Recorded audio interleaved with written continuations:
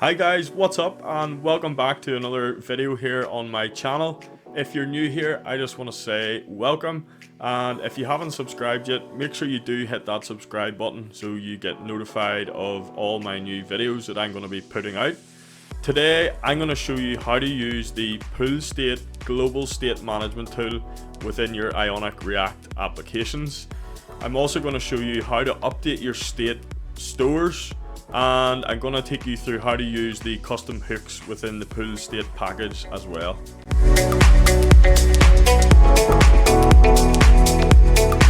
So global state basically allows you to access state variables and data stored within stores globally throughout your application. Traditionally, you would probably need to pass props down through nested levels of components. Sometimes this is called prop drilling. Now, the bigger your application gets and the more nested levels you go down and go deeper into that tree, the harder this gets to manage. The harder it is to manipulate state on the top level from 90 levels deep. You would have to pass that right the way up to the top level. And this is why state management libraries came around. So there are lots of different state management tools out there. Things such as Redux, MobX, using the React Context API, and also Pullstate. So Pullstate, as it states on their website here, it's a ridiculously simple state store with performant retrieval anywhere within your React tree, and it also uses hooks, which is great. So some of the main benefits for me to use Pullstate is that it's very lightweight, there's no bloat, it's really straightforward, and it's so easy to get set up. So I'm going to take you through a little bit of the documentation here just to show you how to set up a store and how easy it is to update a store as well. So if we head on into the docs here, to install Pullstate, all we need to do is npm install Pullstate, or if you use yarn, you can do yarn add Pullstate. Going into the quick example then, all we do is import store from Pullstate, and that gives us the store. We then set up a new store using the new keyword, and a store is basically just an object of lots of different bits of data. So usually you would set up a store to manage a certain data set. So for example, if you had an e-commerce app, then you could have a store to manage the cart, and inside the cart you would have certain types of items. Then you could store the cart items within the cart store. If you had favorites, then you could have a favorite store, and everything in that store would be related to favorites. So it's keeping everything quite separate, and it's really easy to do this with Pullstate. But reading the quick example in the docs here, it just shows us quickly how to set up a store. So you can see here inside our store object we have a boolean, which is dark mode, and it's initially set to true. Then if we scroll down a little bit, we can read our store's state. So within our app component here, you can see we're pulling out the dark mode from the UI store, which is the store we just set up, and we're calling the useState function on the store. And then we're just pulling out the dark mode boolean that we've set up. And then inside this local variable here will be the value that is stored in state. And then obviously in our return or our render, we can manipulate our UI using that value.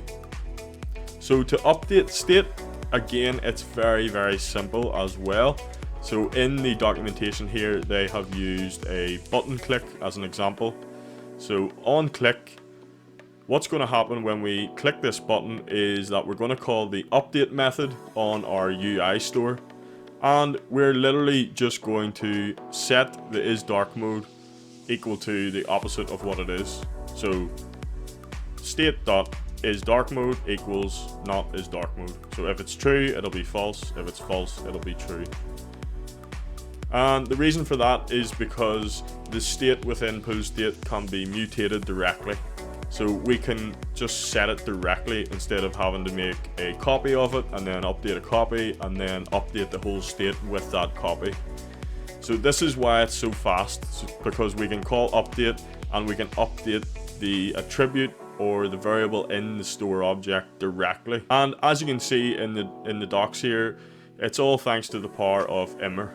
And if you want to learn more about that, you can check out what it is. I'll leave the link in the description to both the Pullstate documentation and also the Immer documentation as well, if you want to read a bit more about what it is. So now I want to take you through an example of how to use Pullstate within your Ionic React application. So I've went ahead and I've set up a little example project using the Ionic start command. I've set up two tabs, as you can see on screen now, one called list and one called following.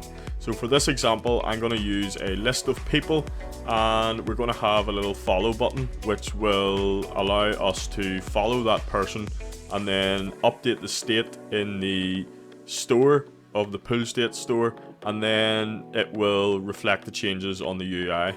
So I've also went ahead and installed Pullstate, and I've also installed Reselect. These are two packages you can install via npm. I'll put the little commands on screen now so you can install those yourself as well. I will also have the code for this tutorial in the description, so if you want to follow along with this exact example, take the code from the description and feel free to open it up and follow along. The reason we are using Reselect is basically for performance. So Reselect allows us to create selectors which are memoized, which basically means they're cached, so it sort of already knows where it's getting the data from before it's called. We could just create simple selectors, because a selector is basically just something that returns a subset of a data set, but as your application grows, it's good to implement these things into your application for performance and efficiency. So I'm going to use that in this small example as well. So let's go and open up tab 1 of our pages. I've also actually added a piece of data in here called people, and this holds some people with some like name and title and an avatar.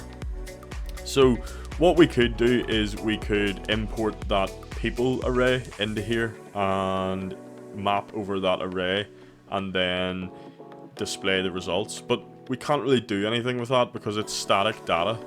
So this is where Pullstate comes in as a global state management, where we can store that data in our state at a global level, and then we can access it anywhere within our application. So I'm going to show you what the folder structure for Pullstate is going to look like within this example. This is the folder structure that I use throughout all of my projects that I use Pullstate in. I think it's a good folder structure to use. It keeps it simple and it keeps it all nice and tidy within one folder. So this is a folder structure. You have your source folder, and then within your source folder, or the root of your project, you're going to have a store folder, and within the store folder you're going to have an index.js, which is basically going to export all of the individual stores so we can just import them easily in our components. You're also going to have a selectors.js, which are basically just going to have a load of selector functions which return subsets of data within certain stores.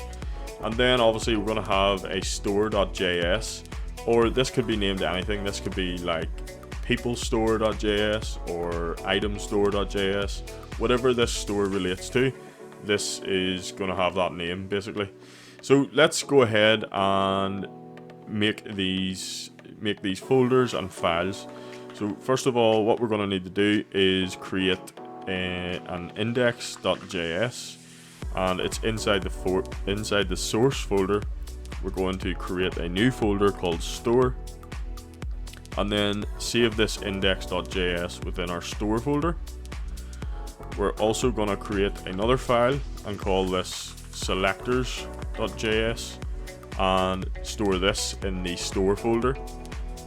And then for this example, I'm going to create a store called peoplestore.js, and that's going to be stored within the store folder as well.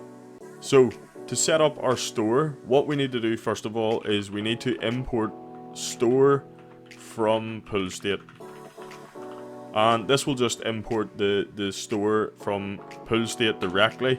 And then what we need to do is set up our own store object using the store. So we can say const peoplestore equals new store, and then we open our braces up here, and then it's basically just an object. So in here is our initial store state, and we can set values in here which will act as the initial state of this store. So our initial state is going to be people, and that's going to be an array. What we can do now is we can import our people array that we've already got set up. This could be coming from an API somewhere as well, and then you could update the store based on the return of the API. But for this, we're just going to import people from data, and then people is going to be equal to people. And then at the end of this file, what we do is we export our people store. So now that we've got our people store set up, you can see it's very simple. We can head over to our index.js then, and what we want to do is we want to export default as people store from, and then our people store within the same folder. So this basically just allows us to, whenever we're in our component, we can just import people store from store. So instead of doing import people store from store/people store, it just makes it a little bit more cleaner, a little bit more tidier within our application. So now for the selectors file. The selectors file is going to be used to create little functions that retrieve subsets of the data within the store. And this is going to be really handy whenever we want to pull out data inside a component that is maybe a little bit more specific. So this is going to be using the Reselect package that we installed. So first of all, we want to import create selector from Reselect, and then what we want to do is we want to set up our get state, which will just be state and state. And then the meat of this file is going to be all of our get functions or get selectors. So we are dealing with an array of people, and we're going to want to retrieve subsets of those people in the future for things that we change in the array of objects. We also want to retrieve the full list as well to make it a lot easier. So we can create a simple selector function like this. So we can say export const get people, which will be equal to create selector, and this is what will create our performant memoized selector using Reselect. And then in here we provide our selector, which is the get state. And then what do we want to pull out of the state? We want to pull out state.people. So what this is doing is it's just going to use the state that we provide to this selector, and we're going to pull out people. So this will make a little bit more sense in a second when you see how easy it is to use selectors with Pullstate instead of using it the traditional way. So now that we have our people store set up, we have our index set up, and we have our selectors set up, we can now head over to tab 1, and we want to retrieve the people into our component so we can map over each object and display the data related to each object. So one way to do this with Pullstate without using the selectors is we could do const people equals people store, which will be imported from store, and then we can call .useState on a store, and we can say state, and we can pull out state.people. And if we were then to map over this response here, so we could do people.map person index, and we're going to return something. I've actually set up a person component which will display a list of people, so we can just return person. I'll need to import that after, and then we can just pass in person here, and remember your key as well. So let's just import this. It's not popping up, so let's import it here. Import person from components person. So if we save that, you can see that there is a display on our UI now. So this is confirmation that we have pulled the people out of the store, the people store, and we are now able to use that data, manipulate that data, and show a list of these people on the screen. So there's a few other ways that we can actually pull the people out of the store. So if I comment this line out and we just do const people equals, we can also do useStoreState, which is part of the Pullstate package. It's a custom hook which allows you to provide a store and then pull something out of that store. And this is where we can use our selector functions really nicely. It just works really well with the hooks. I think it looks really clean. So what we do is we pass our store in here, and then we pass in our substate selector. In here we could do the s arrow function s.people if we wanted, but I think it looks a lot cleaner if we just say get people, and that will be imported from the selectors file. So now we've got a really clean one-liner here using the useStoreState hook, and if we save that, you can see that there's no change on the screen because we're still pulling the people out of the store. So we can get rid of that first line now, and we're left with our useStoreState hook method for pulling out the data or the subset of data from the store. So what we want to do now is, you can see on screen that there is a follow button, and within the people array, so if I go into the people array here, you can see that within each object there's a following boolean flag. So if this data was coming from an API somewhere, then it would figure out if the person, you are following the person or the person is following you, etc, etc. So that would all be worked out and it would be returned in a boolean. So I've obviously just got some local data here just to sort of show how to use Pullstate. So what we can do then is we could actually figure out which people are we following based on this boolean and return a subset of that data as well. So if we go into our selectors file again, and we're going to create another selector, and we're going to say export const get following equals create selector, and we're going to say get state, and then in here we're just going to say state dot people dot filter, and then within here we're just going to say person, and we want to check if this person has the following boolean set to true. So we're just going to say person dot following, and we can close that up like that. So this filter function will return any people where the following boolean is set to true, and this get following selector will then return that new array of people that we are following. So the get following selector, we will use this within our following page here and display the same list, but that list will just display people that we are following basically. So let's go back into tab 1. So we want to implement this follow functionality. So on that button click, we want to update our store and update that person to set that boolean to true.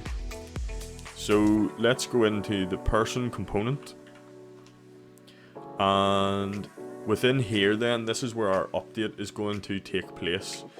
So this button is where it's displaying the follow or the following based on the person.following boolean. All we need to do in here is create an onClick function, and the simplest way to update state within a Pullstate store would be to say something like people store dot update, and then we can say s.people equals blank, and what that button click would do is it would update our store and set our people array to a blank array. So you can sort of see how you could use this then. So let's actually remove this part. So what we do want to do is we want to create a function that will update the following boolean of a certain person to be true based on the ID of the person, for example. So before we create our onClick, let's go into our people store, and what we're going to do here is we're going to export a new function called add following. Now you could create an actions file. I've seen this used before to keep in line with like how you would use Redux and other state management libraries, but you can keep it all encapsulated within the store as well, so you can add in all of your functions within the store, because if you're doing it this way, you're going to have multiple different stores. All of these functions relate to the people store. So export const add following equals person ID, and we'll open our function here. So we're passing person ID in as a parameter here, and what we want to do now is we want to somehow update our store state to update one single object within that array. So how do we achieve this? Well, basically all we need to do is update the people store in the same sort of way that I showed you beforehand. However, in this case, we're updating a certain object based on an ID of that object. So what we can do in here is we can do people store dot update, and then we want to update the state, and we can come into here, and first of all what we want to do is we want to find the index of the person in the people array. So what we can do is we can find the index by using the find index function. So we can do s.people.find index, and then within here we can just do person.id is equal to person ID. So that will give us our index for the current person object that we're looking for based on the ID that we've passed in. And then to update the following, all we really need to do is s.people and then the person index dot following, because the following boolean is what we want to update, and what we want to equal this to is true. However, we can change this function and call this toggle following, which means it will either follow or unfollow the person. So what we'll do is we'll set it to the opposite of what it currently is. And I've spelled that part wrong. So now what it's going to do is it's going to come into this function, and let's just call this function toggle following, and we're passing in the person ID. We are calling the update method on the people store. First of all, we are finding out what the person index is, so where is this person in relation to this array, and then all we're doing is s.people at this index, update the following boolean and equal it to the opposite of what it is now. So if it's false, it'll become true, and we've renamed it toggle following. So now if we go back to our person component, and in here we will just call toggle following, and we will pass in person.id. So for each person, we are gonna create an onClick, which will call the toggle following function within our people store and update the following to true. And then based on this little line here, if person.following is true, then we update the text on our UI to say following. And also we set the fill to solid instead of outline. And we should see the reflected changes on the screen. So if I save this and head over to the app and let's just follow Max Lynch, you can see it has changed the following. It's changed to a solid background, and that is because the Boolean flag on the person object within the people array within the people store has updated to true.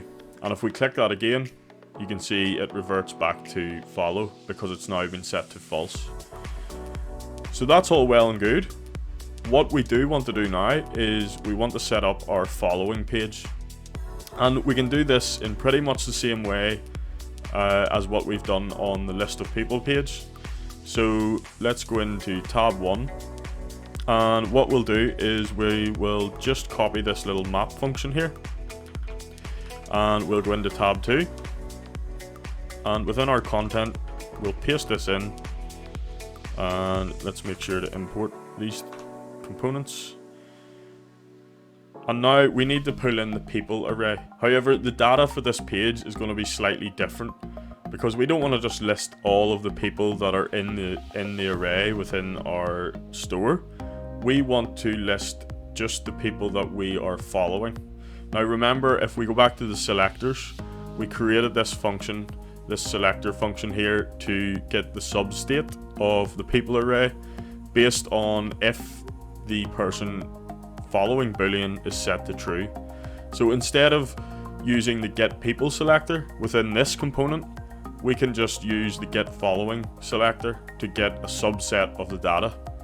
So let's go into tab 2 here, and we will just set up const people equals useStoreState, and we'll pass our store of people store. And this time, instead of passing the get people selector, we will pass the get following selector.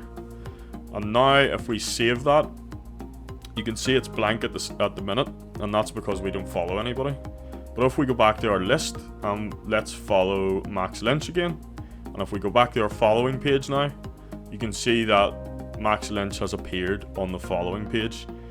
And anytime we follow someone and go back, you can see that they're added in there as well.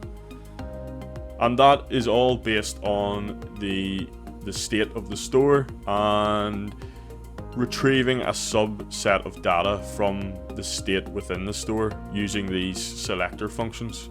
So it's a really good way to select subsets of data from your store without having to duplicate a lot of code and without having to duplicate all the data as well. Now in a real life scenario, you would probably store these following IDs within its own store, so then you could perform some other actions specifically on the people that you're following, like for notifications and stuff like that. However, for this short example, this does the job in showing you how to update your store state and also how to get subsets of data and display them on the screen. So within the following page, if we were to click following, you can see that it gets removed as well. And the reason for that is because obviously with React, the virtual DOM, the DOM is updating whenever the state changes, and our Pullstate store is obviously global state, and once that changes, it's triggering that re-render on the screen. So Pullstate is a great way to implement global state management within your Ionic React applications. You can also use the exact same process in a normal React application as well. The folder structure that I've showed you is a good folder structure. I use it in all my projects. It keeps it nice and clean and tidy. You'll find that it gets more important and beneficial whenever you have hundreds of stores, all split out into its own files. So if you've enjoyed this video, please consider giving it a thumbs up. Leave a little comment down below. I love replying to all the comments that I get here and creating a bit of a conversation. If you're new here, please remember to hit the subscribe button so you get notified of any new tutorials that I'm putting out. And if you are a current subscriber, I just want to say thank you for all of the support so far. So this was Pullstate in Ionic React, and I will see you in the next video. Thanks.